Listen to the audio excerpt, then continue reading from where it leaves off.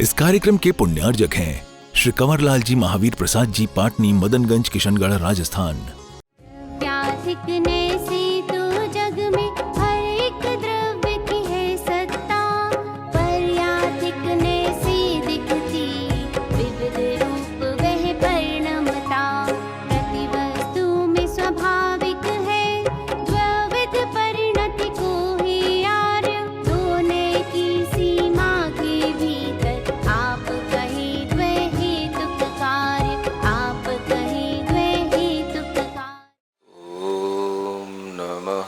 सिद्धेभ्यः ॐ नमः सिद्धेभ्यः ॐ नमः सिद्धेभ्यः ॐ नमः सिद्धेभ्यः। श्री शांतिनाथ पद पंकज चंचरीका देवानराः समभवन गणना व्यपेताः।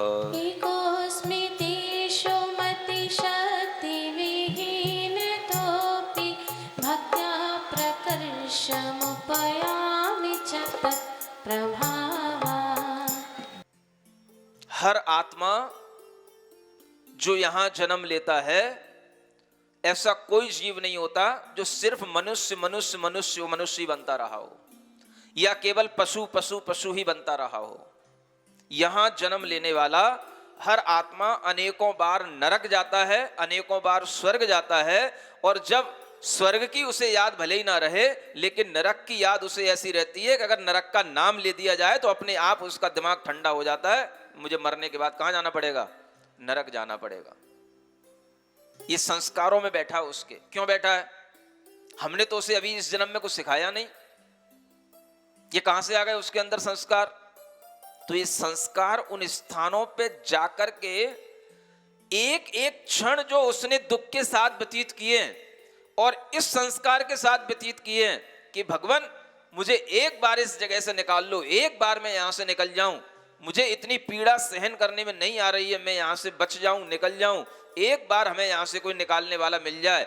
ऐसा नरक नरक नरक नरक का संस्कार उसके अंदर पड़ा है, जो उसे इस जन्म में बिना बताए भी अपने आप समझ में आ जाता है कि नरक क्या होता है। अगर एक चीज की सिद्धि हो गई तो दूसरी चीज की सिद्धि अपने आप हो जाएगी। सुख की एक्सट्रीम स्टेट कहां होगी और दुख की एक्सट्रीम स्टेट कहां होगी? हर चीज का ग्राफ होता है। वो ग्राफ टॉप तक भी जाता है, बॉटम तक भी जाता है। अगर पढ़े लिखे हो तो आपको सब समझाया जा सकता है, अनपढ़ गंवार हो तो कुछ नहीं समझाया जा सकता है। पढ़े लिखे होने का मतलब ही है कि अगर कोई चीज बढ़ रही है तो कहां तक बढ़ेगी और घट रही है तो कहां तक घटेगी। अगर किसी पानी को बॉईल किया जाता है, उसको टेम्परेचर दिया जाता है तो कितना बढ़ सकता है, और अगर ठंडा किया जाता है तो कितना माइनस में जा सकता है। हर चीज का गणित होता है।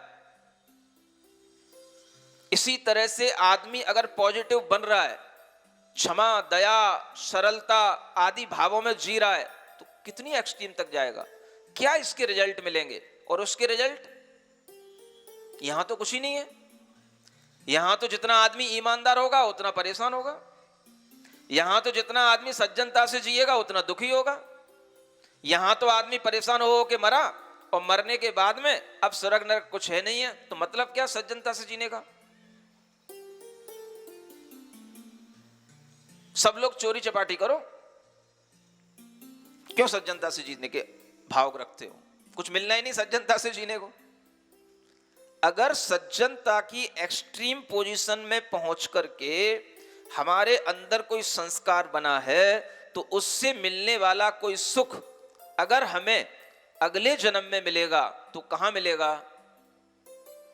उसी स्थान का नाम स्वर्ग सिद्ध होता है। ये मैं स्वर्ग को प्रूव कर रहा हूं यहां बैठा बैठा। मैं मानता हूं कि मरे बिना स्वर्ग नहीं मिलता और जिंदा आदमी स्वर्ग में जाता नहीं और मरा आदमी खोज सकता नहीं।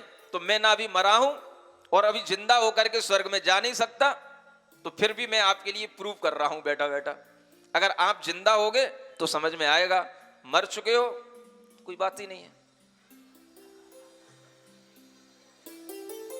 जो आदमी यहां ऐसे सज्जन लोगों को मारे जा रहा है, काटे जा रहा है, खूब उनको कष्ट दिए जा रहा है, हजारों लोगों को रोजाना मार रहा है, योजना बना रहा है, मर भी गया अगर किसी क्षण, वो पकड़ भी लिया तुमने अगर किसी कसाब को, तो उसका हिसाब केवल फांसी लगाने से नहीं हो जाएगा, उसका हिसाब तो उसे अगले जन्म में मिलेगा। तुम्हारे हिसाब से उसको कुछ नहीं बिगड़ा, वो तो एक झटके का काम था, सेकंडों में बस हिचकी लगी और मर गया वो, तो उसमें क्या उसको दुख मिल गया?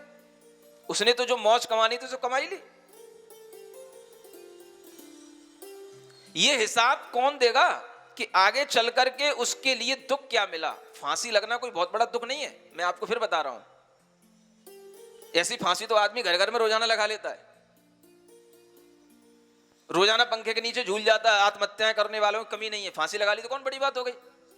लेकिन उसने जो मारने का आनंद ले लिया, एक साथ सैकड़ों लोगों पे गन चलाई, मारा, उसका जो उसे मजा आया, तो उसे उसी जिंदगी में दुख कहां मिला? और जेल चले जाना कौन सा बड़ी दुख है? मैं मंडोली जेल देख करके आया हूं, एक क्लास कंडीशन, एक क्लास की वहां पे व्यवस्था है, नहीं समझ आ रहा? हाँ, तिहाड़ जेल का एक दूसरा सब्स्टिट्यूट है वहां पर, वो तो पुराने टाइप की है, ठीक है, कोई दिक्कत ही नहीं है जेलों में भी, आराम से आप 2 टाइम भोजन करो, अच्छे ढंग से अपने केबिन में पड़े रहो, क्या फर्क पड़ रहा है? अपनी सेल में पड़े रहो, क्या फर्क पड़ रहा है? क्या होता है जेल जाने से? मैं आपसे पूछ रहा हूं। ऐसी जेल तो मैंने ऐसे जो ये ध्यान शिविर लगवाया था, ऐसी जेलें तो उससे ज्यादा तो हमने यहां पर इनको जेल दिखा दी थी, नहीं समझ में आया? तो ऐसी जेल की साधना तो हमने करवाई थी। अब आप जेल जाने में भी क्या आपको घबराहट होगी? जेल जाओ अच्छे ढंग से। मैं कह रहा हूं कहीं कोई दुख है ही नहीं, सज्जनता से जी क्यों रहे हो तुम लोग? चलो तो चलो, किसी एक राह पर चलो, तो कौन सी राह पर चलना है मैं बताओ? स्वर्ग नहीं है, नरक नहीं है, यहां फिर अच्छा क्यों कर रहे हो? और अच्छा करने वालों को अपना फल कहां मिला, कहां मिलेगा अगर स्वर्ग नहीं है? तो मुझे बताओ, पूछो उस दाढ़ी वाले से जाके, मर के कहां गया वो?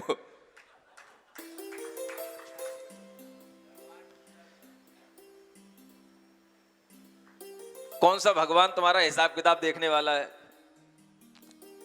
और भगवान हिसाब किताब देखेगा तो फिर तुम्हें कहां पहुंचाएगा? फिर यहीं अगर मनुष्य जन्म में पहुंचा दिया तो फिर मतलब ही क्या है? अच्छे काम करके अगर मनुष्य बन रहा है, बुरे काम करके भी मनुष्य बन रहा है, क्योंकि स्वर्ग नरक तो कहीं कुछ है ही नहीं है, तो अच्छे करो क्यों? अच्छे करने का कष्ट उठाओ क्यों? समझ में आ रहा है कि नहीं? खोपड़ी है कि नहीं? खोपड़ी में वाइब्रेशन आ रहा है कि नहीं? समझ आ रहा है? जिंदा आदमी स्वर्ग जा नहीं सकता, लेकिन जिंदा आदमी यहीं बैठे बैठे तुम्हें स्वर्ग दिखा सकता है अगर जिंदा होगा तो। मैं जिंदा हूं इसलिए तुम्हें स्वर्ग दिखाने बैठा हूं, यहां पर नरक दिखाने बैठा हूं। कौन जिंदा है मेरे सामने आके तो बैठे? किस लॉजिक के साथ आप ये बातें कहते हो कि स्वर्ग और नरक नहीं है? कौन सा सिद्धांत है आपके पास? सिर्फ नहीं देखा इसलिए? ऐसी तो बहुत सारी चीजें नहीं देखी हैं। जब तक मान लो मंगल की, सूर्य की, चंद्रमा की आपके लिए कोई खोज नहीं हुई थी, या किसी स्पेस में किसी स्थान की कोई खोज नहीं, तो वो चीजें नहीं थी क्या? चलो इस लॉजिक पे आओ, चीजें तो थी, आपको पता नहीं था। मान लो आज की विज्ञान ने मंगल ग्रह की खोज कर ली, आज से 100 साल पहले के अगर हम किसी विज्ञान से पूछें कि मंगल ग्रह नहीं है, और वो कह रहा नहीं है और फिर भी है, तो उसके नहीं कहने से क्या सिद्ध हो गया? खोज नहीं थी इसलिए सिद्ध नहीं था, देखा नहीं था इसलिए सिद्ध नहीं था। ये तो कोई लॉजिक नहीं हुआ। कभी कोई देवता तुम्हारा गला पकड़ के यहां से ले जाए और तुम्हें कहीं पर वहां ले जा करके कोई नरक में डाल दे और नरक में नारकियों को दिखाए, या स्वर्ग में तुम्हें दिखाए, तो तुम्हारी सिद्धि हो जाएगी कि हां अब समझ में आ गया। ऐसा करना पड़ेगा फिर? बताओ फिर भूत और प्रेतों को बुलाया जाए फिर अच्छे ढंग से, फिर तुम्हें यहीं बैठे बैठे उछाले लगवाई जाए, यहीं पे बैठे बैठे तुम्हें ऊपर से पटकवाऊं, तब तुम्हें समझ में आए कि देव होते हैं कि नहीं होते हैं, स्वर्ग होता है कि नहीं होता? बोलो, मैं इसके लिए भी तैयार हूं। उन्हीं लोगों को लाओ मेरे सामने। ऐसे ऐसे लोग मरे हैं, ऐसे ऐसी स्थितियां होती हैं कि अगर वो भूत लग जाता है तो घर की छत तक तुम्हें उछालता है और फिर गिराता है नीचे। अगर देखा ना हो तो चले जाना कहीं पदमपुरा में जाकर के देखा ना, ऐसे कई जगह मिल जाएंगी जहां जाकर के देखा ना कौन उछाल रहा है उनको, समझ में आ जाएगा तुमको। बातें करने से कुछ नहीं होता, अगर बुद्धि है तो चीजों को सिद्धांतों के अनुसार समझो, लॉजिक के अनुसार समझो। समझ आ रहा है? अगर आपको समझ में आ गया हो तो फिर ये बात यहीं पे समाप्त की जाए। बैठा तो था भगवान के प्रातिहार्यों का वर्णन करने के लिए, लेकिन वो याद आ गया मुझे स्वर्ग नरक का। वो शाम को मेरे को मोबाइल दिखा गया, महाराज पढ़ो ये क्या लिखा है और उसी में पूरा प्रवचन हो गया। समझ आ रहा है? आ गया कि नहीं आ गया है? तो उन लोगों को कहना ये एक प्रवचन सुनो जो महाराज ने 1 घंटे का प्रवचन दिया है, ये प्रवचन उन्होंने अपनी दाढ़ी नोचने के बाद दिया है। अगर तुम्हारी बुद्धि के अंश खुल गए हो, दाढ़ी इसलिए नोचनी पड़ती है, बाल इसलिए नोचने पड़ते ताकि ये सब रोम खुल जाए, बुद्धि बिल्कुल फ्रेश हो जाए, हर जगह से इसमें करंट आने लग जाए, कहीं पर संकीर्णता ना रह जाए। अगर ऐसी बुद्धि तुम्हें खोलनी है तो तुम भी अपने बालों को लौच लो। सही बता रहा हूं, बिल्कुल समझ में आने लगेगा तुम्हें स्वर्ग क्या होता है, नरक क्या होता है। नहीं समझ में आ रहा है? हाँ, बुद्धि के जैसे बोलते हो ना, अपनी बॉडी के एक एक छिद्र बिल्कुल फ्रेश होने चाहिए, खुले हुए होने चाहिए, तब उनमें हवा आती है। ऐसे ही हमारा ज्ञान उनके अंदर पहुंचेगा जो अपने बाल नोच लेंगे। अच्छे ढंग से बाल नोच लो और फिर आप देखो कि आपके अंदर हमारा ज्ञान पहुंचता है कि नहीं। आपको समझ में आ जाएगा कि बाल नोचने में स्वर्ग की अनुभूति हो रही है कि नरक की हो रही है, और अगर नरक की हो रही है तो हम ये क्यों कर रहे हैं, और स्वर्ग की होती है तो फिर हमें ये कर लेने में क्यों डर लग रहा है। चलो अभी अनुभूति कराता हूं तुम्हें नरक में क्या होता है। तुम नहीं करोगे, दूसरे से निचवा दूंगा फिर मैं। तो क्या समझ में आया आपको? बोलो, पीछे से कुछ आवाज आ रही है कि नहीं आ रही? क्या समझ में आया? अच्छा काम करने वाले जिंदा नहीं जाएंगे, मर कर के जाएंगे, क्योंकि मरने के बाद भी शरीर मर जाता है, आत्मा नहीं मरती है, और उसके संस्कार उसे स्वर्ग में ले जाते हैं और वहां पर वह सुख भोगेगा।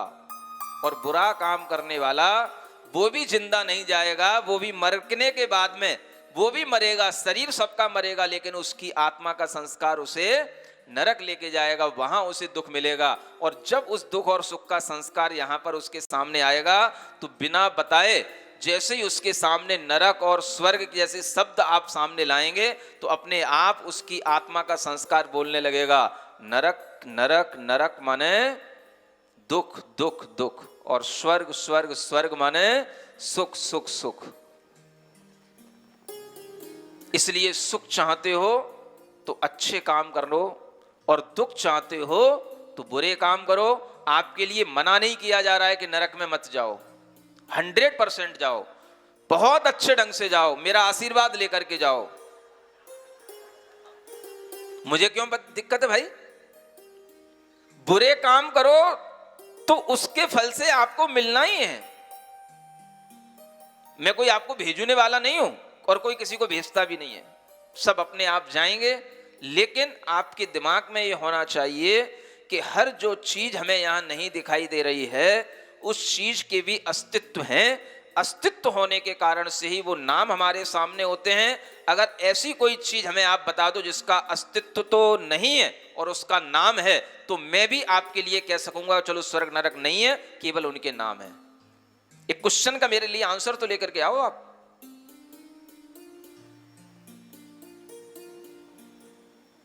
अगर ये आंसर मिलेगा तो मैं समझ लूंगा आप समझदार हो, बुद्धिमान हो, कुछ सोचने समझने की आपके अंदर क्षमता है। और अगर ये आंसर नहीं है तो फिर हाथ जोड़ करके हाउ कहना सीख लो। बस अब लास्ट यहीं पे होने वाला है। हाँ, या तो सरेंडर कर दो अपने आप को। हाँ, सरेंडर करने का मतलब बिल्कुल लंबलेट हो जाना, बस जो आप कह रहे हो वो बिल्कुल 100% सत्य है, मैंने 1 घंटे में अच्छे ढंग से समझ लिया है, मुझे बाल नोचने की जरूरत नहीं है, आपने ही बाल अपने नोच करके जो अपनी बुद्धि से हमें समझाया है वही हमारे लिए पर्याप्त। अनेक 12 सभाओं के मध्य में जो भगवान विराजमान हैं, उन भगवान को अगर हम बाहरी रूप से उनके वैभव को देख सकते हैं और बाहरी रूप से हम उनके स्वरूप के प्रति एक श्रद्धा और रुचि उत्पन्न कर सकते हैं, तो उसका बहुत बड़ा कारण होता है अष्ट प्रातिहार्यों की देन। उन अष्ट प्रातिहार्यों को बताने के लिए यहाँ इस शांतिनाथ काव्य में केवल एक ही छंद है और उन अष्ट प्रातिहार्यों के माध्यम से, एक ही छंद के माध्यम से उन भगवान के प्रातिहार रूपी वैभव का यहाँ पर परिचय दिया गया है। उसका एक कारण ये भी है कि वह शांतिनाथ भगवान की स्तुति इतनी अधिक बड़ी है कि अगर उसमें अष्ट प्रातिहार्यों के एक एक प्रातिहार्य का वर्णन किया जाए तो वो बहुत बड़ी हो जाती, आपसे संभलती नहीं। इसलिए वह स्तुति पहले से ही अधिक अतिशय को प्राप्त है और भगवान के अष्ट प्रातिहार्यों का वर्णन हमें अनेक स्थलों पर सुनने को मिलता है। आपने भक्तामर स्तोत्र में अष्ट प्रातिहार्यों का वर्णन सुना होगा, फिर उसके बाद कल्याण मंदिर स्तोत्र में अष्ट प्रातिहार्यों का वर्णन आता है और फिर उसके बाद में वर्धमान स्तोत्र में अष्ट प्रातिहार्यों का वर्णन आता है। इन 3 स्तोत्रों में जो अष्ट प्रातिहार्यों के वर्णन हैं वह अपने अपने अलग अलग ढंग के हैं। जो अष्ट प्रातिहार्य हैं वह अष्ट प्रातिहार्य वर्धमान स्तोत्र में एक विशिष्ट ढंग से लिखे गए हैं। आप कभी अगर वर्धमान स्तोत्र को पढ़े होंगे या पढ़ेंगे तो आपको वह अष्ट प्रातिहार्यों का वर्णन, भगवान के अंतरंग की जो कसाएं हैं उन कसायों के क्षय से एक एक प्रातिहार उत्पन्न हुआ है, ऐसा दर्शाया गया है। आप सोचेंगे कसाएं तो 4 होती हैं, प्रातिहार 8 होते हैं। 4 कसायों के क्षय से तो 4 प्रातिहार उत्पन्न होते हैं और बाकी की जो 9 कसाएं होती हैं उनके क्षय से भी 4 प्रातिहार और उत्पन्न होते हैं। और इस तरह से 8 कसायों के उस समूह के क्षय के माध्यम से 8 प्रातिहार्यों की उत्पत्ति वहाँ दिखाई गई है। आप उसको पढ़ना, बीच बीच में जितना संभव होगा मैं थोड़ा सा आपको बताने की कोशिश करूँगा। प्रातिहार्य करी भगवान की स्तुति 58 नंबर के काव्य में है, उसको पढ़ करके आगे की बात बढ़ाते हैं। छत्रत्रयं चमरदुन्दुभिः पुष्पवर्षा, छत्रत्रयं चमरदुन्दुभिः पुष्पवर्षा, दिव्यध्वनिश्च हरिविष्टरवृक्षशोभा, दिव्यध्वनिश्च हरिविष्टरवृक्षशोभा, भामण्डलं भुवनमङ्गलनायकस्य, भामण्डलं भुवनमङ्गलनायकस्य, सत्प्रातिहार्यविभवाष्टसम्पदश्च, सत्प्रातिहार्यविभवाष्टकसम्पदश्च, 3 छत्र और 64 चामर दुन्दुभि पुष्पन की वर्षा, दिव्य ध्वनि सिंहासन अद्भुत तरु अशोक भी अति हर्षा। भामण्डल सह प्रातिहार्य 8 3 लोक के नायक के, सबसे बढ़ चढ़ शोभित होता लक्ष्मी वैभव जिनवर के। ये 8 प्रातिहार्यों का कथन एक ही काव्य में किया गया है नाम मात्र से। इसके बारे में विशेष रूप से अगर आप जानते हैं तो अच्छी बात है, नहीं जानते हैं तो थोड़ा थोड़ा सा आपको बताया जा सकता है। सुनना चाहेंगे? सबसे पहले हम चर्चा करते हैं अशोक वृक्ष की, जो भगवान के पीछे होता है और एक विशेष बात, ये अशोक वृक्ष, ये अशोक एक नाम है वृक्ष का, और ये वृक्ष वो होते हैं जिन वृक्षों के नीचे भगवान बैठ कर के केवल ज्ञान प्राप्त करते हैं। वो वृक्ष कोई भी हो, लेकिन उन सब का नाम एक अशोक वृक्ष के नाम से भगवान के समोसरण में जाना जाता है। क्योंकि उन वृक्षों का सबसे बड़ा अतिशय यह होता है कि उन वृक्षों को देखने से ही जीवों के शोक मिट जाते हैं। इतना सुंदर वह वृक्ष होता है। वह वृक्ष के जड़ जो है वज्र की बनी हुई होती है, मरकत मणि के हरे हरे उसके पत्ते होते हैं, और उस वृक्ष में अनेक मालाएं लटकती रहती हैं, घंटों के समूह उसमें लटकते रहते हैं और बजते रहते हैं। इतना सुंदर वृक्ष भगवान के पीछे होता है, और उस वृक्ष को देख कर के ही लोगों के शोक दूर हो जाते हैं। डिप्रेशन में पड़े हुए लोग भी खिलने लग जाते हैं। ऐसे उस वृक्ष का नाम अशोक वृक्ष कहा जाता है। सब भगवानों को अलग अलग वृक्षों के नीचे केवल ज्ञान होता है, लेकिन वह केवल ज्ञान किसी भी वृक्ष के नीचे हुआ हो, वह वृक्ष अशोक वृक्ष कहलाएगा। और उस वृक्ष को ही वह अशोक वृक्ष के रूप में जब समझा जाता है, तो समोसरण में उसकी शोभा देख करके अनेक जीव आनंदित होते हैं। वृक्ष की भी अपनी एक बहुत महिमा है कि सभी तीर्थंकरों ने हमेशा वृक्ष के नीचे ही दीक्षा धारण की, और सभी तीर्थंकरों को जो केवल ज्ञान की प्राप्ति हुई वह भी किसी न किसी वृक्ष के नीचे हुई।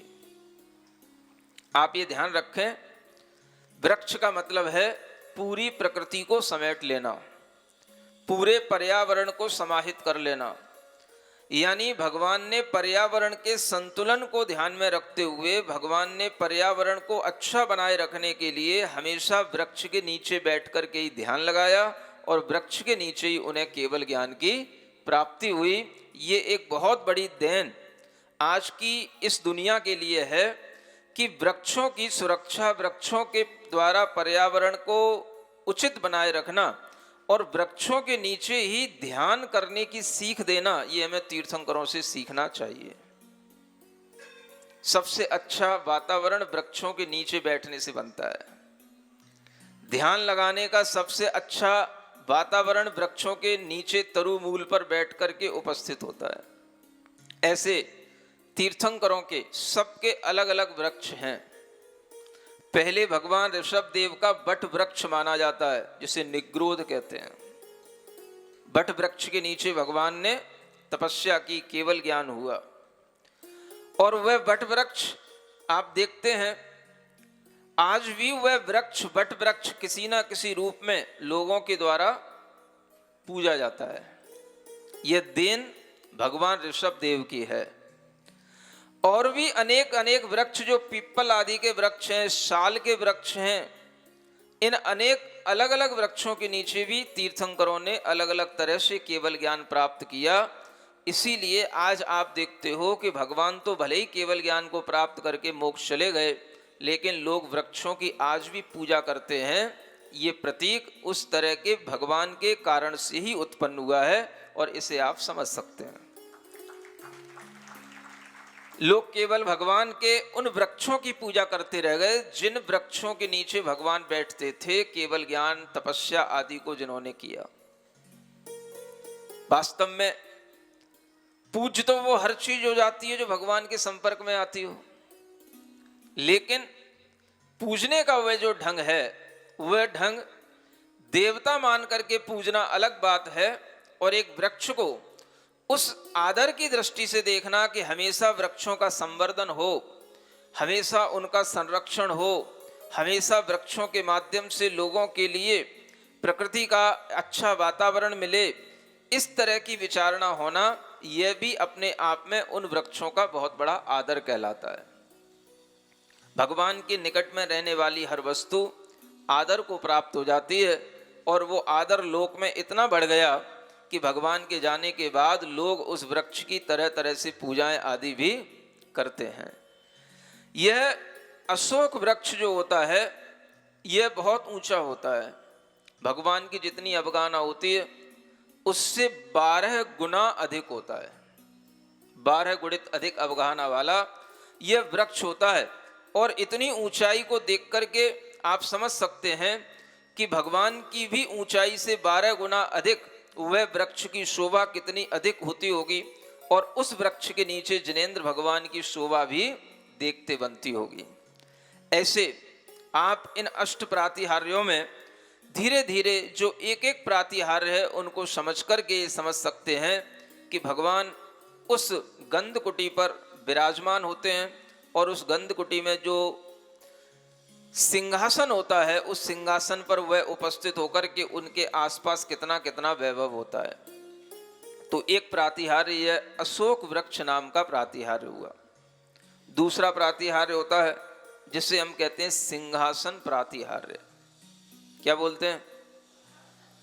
रत्नों का यह बना हुआ सिंहासन जिस पे रत्नों की प्रभाएं और जो सिंह की आकृतियां बैठी हुई होती हैं, वह बड़े बड़े सिंहों की आकृतियों के साथ में वह सिंहासन कहा जाता है।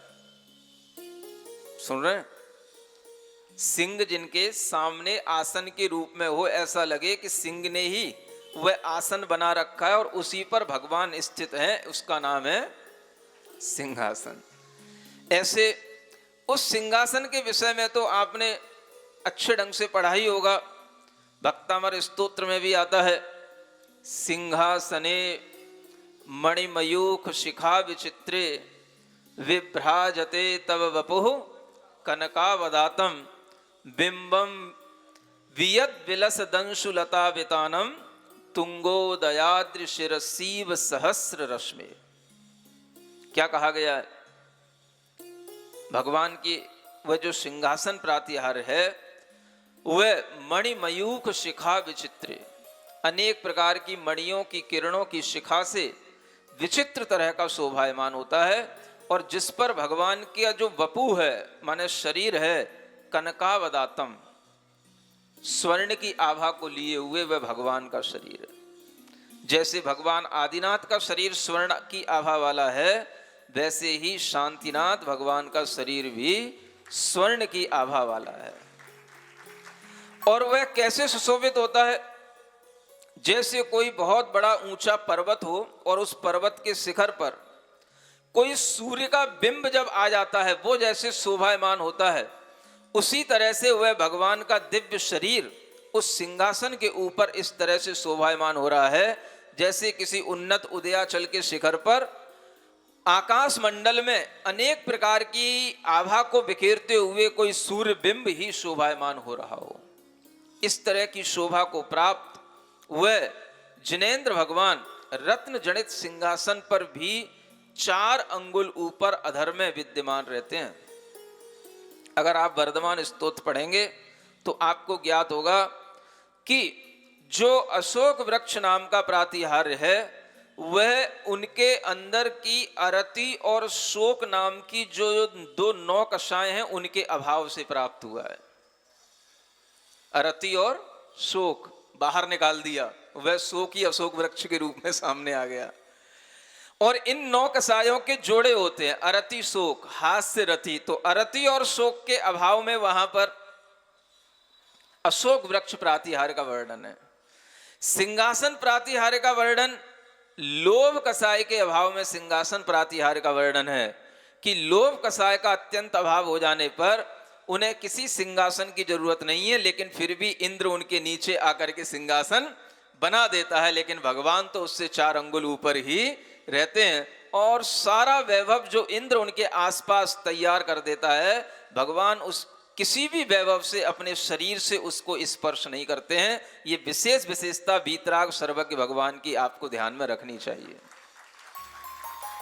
वैभव दूसरों के लिए है, दिखाने के लिए है, इंद्र के द्वारा बनाया हुआ है, लेकिन भगवान अपना कोई वैभव अपने पास में नहीं रखें, न भगवान दिखाना चाह रहे हैं। जो लोग ये समझते हैं, कुछ बच्चे लोग बातें करते हैं कि जब भगवान वीतरागी हैं तो इतने वैभव की क्या जरूरत है। वैभव की इसलिए भी जरूरत है कि बाहरी वैभव को देख करके ही आपको उनके अंतरंग वैभव की पता चलता है। तो जब बाहरी वैभव इतना आपके लिए आकर्षण देने वाला है तो अंतरंग वैभव कितना होगा, यह भी विचार इस प्रकार के प्रातिहार्यों को दिखा करके किया जाता है। ऐसे रत्न जड़ित सिंहासन पर विराजमान हुए शांतिनाथ भगवान के ऊपर, मस्तक के ऊपर 3 छत्र लगे हुए होते हैं और वह भगवान के ऊपर 3 छत्र शोभायमान होते हैं और वह संकेत दे रहे होते हैं कि 3 लोक की प्रभुता अगर कहीं पर है तो वह इन जिनेंद्र भगवान को देख करके आपको समझ लेना है, इससे बड़ी प्रभुता, विभुता, ऐश्वर्य और किसी के पास नहीं हो सकता। 3 लोक में सर्वश्रेष्ठ वैभव को दिखाने के लिए वह रजतमयी ऐसे वह छत्र होते हैं जिनकी उन डंडियों के अंदर भी वैडूर्य मणि की आभा निकलती है और उन छत्रों के अंदर भी वह मालाएं लटकी हुई रहती हैं, अनेक अनेक विशिष्ट विशिष्ट मोतियों की और रत्नों की। और वह 3 छत्र बड़े बड़े, जितना बड़ा भगवान की अवगाहना होगी उसके अनुसार वह 3 छत्रों की बनावट होती है। और वह 3 छत्र जब प्रकाशमान होते हैं तो वो भी ऐसे लगते हैं कि जैसे यह प्रकाश भगवान जिनेंद्र देव का है कि इन सूर्य के समान प्रकाशमान इन 3 छत्रों का है। और यह 3 छत्रों का जो वैभव प्रातिहार्य के रूप में आता है, यह भगवान के अंदर मान कसाय के अभाव से आता है। किसके अभाव से? हाँ, भगवान ने जो अपने अंदर के अहंकार को दूर कर दिया, उसके ही सम्मान में यह दिखाने के लिए कि भगवान अपने मुंह से तो कभी नहीं कहेंगे कि मैं 3 लोक का स्वामी हूं, तो 3 छत्रों के वह प्रातिहार्य के रूप में जब वहां पर दिग्दर्शन होता है तो उसी से भव्य जीव समझ लेते हैं कि 3 लोक के यही एकमात्र स्वामी हैं। यह उनके अंदर मान कसाय के अभाव से यह छत्रत्रय की प्राप्ति होती है। ऐसा वर्धमान स्तोत्र में विशेष रूप से आप पढ़ सकते हैं। चौथा प्रातिहार्य भामंडल प्रातिहार्य होता है, जिसे हम प्रभा मंडल भी कहते हैं, आभा मंडल भी कहते हैं। आज की साइंस के अनुसार कहा जाता है कि हर व्यक्ति का एक ऑरा होता है और उस ऑरा के अनुसार ही उसका आभा मंडल उसके सिर के आसपास रहा करता है। भगवान का आभा मंडल कितना बड़ा चढ़ा है, इतना बड़ा चढ़ा है कि उनके उस आभा मंडल के सामने कोई भी आ जाए, व्यक्ति, प्राणी, जीव कोई भी आ जाए तो उसे उस आभा मंडल में अपने 7 भव दिखाई देने लग जाते हैं। इतनी निर्मलता उस आभा मंडप में होती है। 3 भव पिछले, 3 भव आगे के और एक जो सामने खड़ा है वर्तमान का, ऐसे 7 भव दिखाई देने लग जाते हैं उस प्रभा मंडल में आकर के।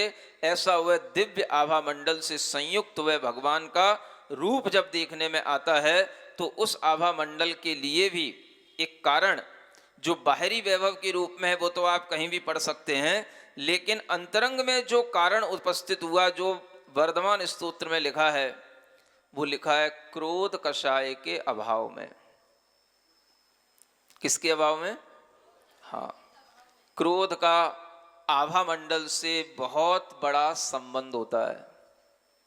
जितना व्यक्ति पॉजिटिव होगा, जितना व्यक्ति के अंदर क्रोध आदि कषायों का अभाव होगा, उसका आभा मंडल उतना ही अच्छा पॉजिटिव होगा।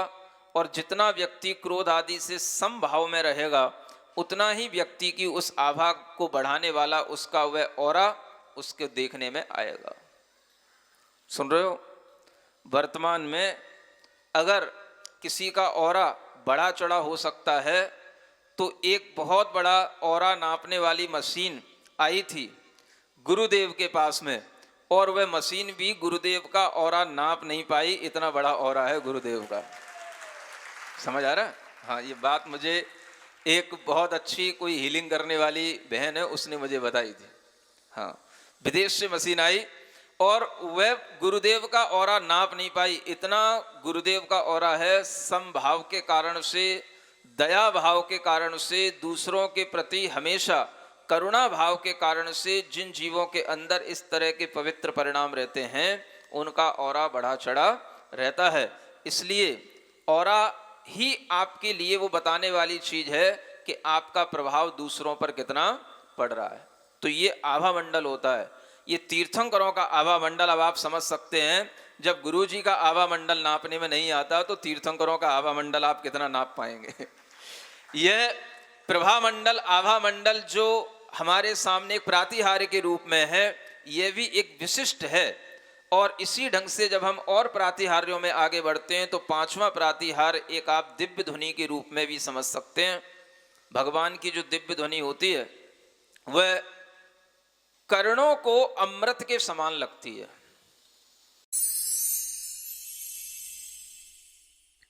सिरिजिण वाणी जग कल्याणी जग जन मदतम मोहरी जनमण हारी गढ़हर हारी जम जरा भव रोग हरि तिथ्य राणम दिव्य झुणिम जो पड़ई सुणई मय्ये धारई राणम सौख मणंतम धरिय सासद मोक्ष पदम पावई सासद मोक्ष पदम पावई।